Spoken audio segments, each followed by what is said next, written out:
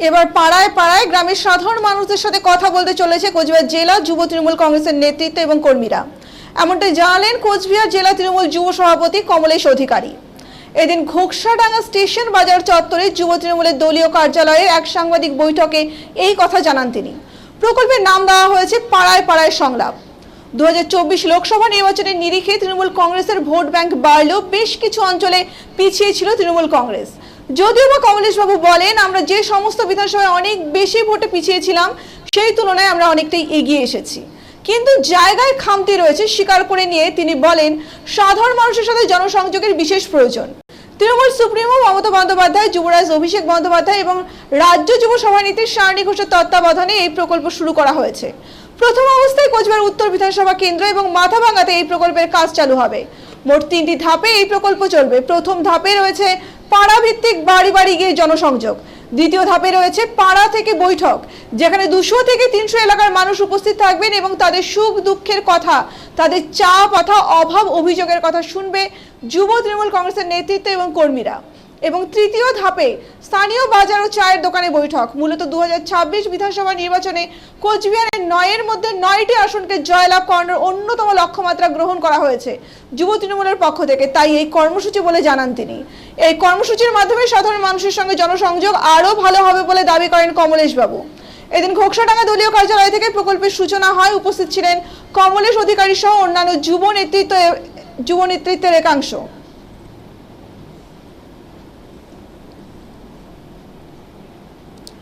কিছুটা মূলত আমরা প্রথম দিকে এই কর্মসূচিটা 3 ধাপে ভাগ করা আছে।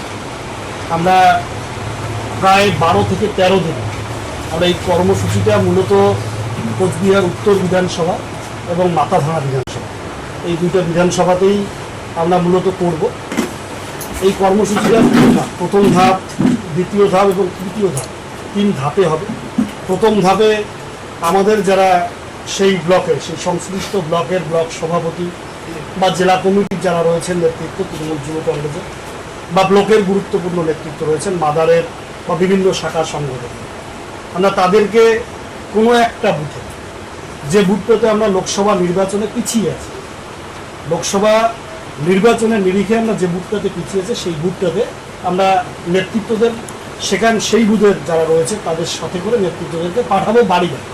এটা প্রথম ধাপ। তারা কমপক্ষে 40 থেকে 50টা বাড়িতে যাবে।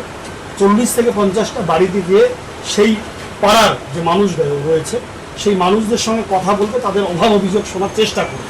হয়তোবা অনেকে কোনো নানা ছোটো সমস্যার জন্য, ছোটোখাটো সমস্যার জন্য অনেকে সেই প্রকল্পের সুবিধা থেকে বঞ্চিত হচ্ছে। আমরাও চেষ্টা করব সেই সমস্ত মানুষের কাছ থেকে কাগজপত্র যাতে সেই সমস্যাগুলো সমাধান তাড়াতাড়ি করে করা যায়।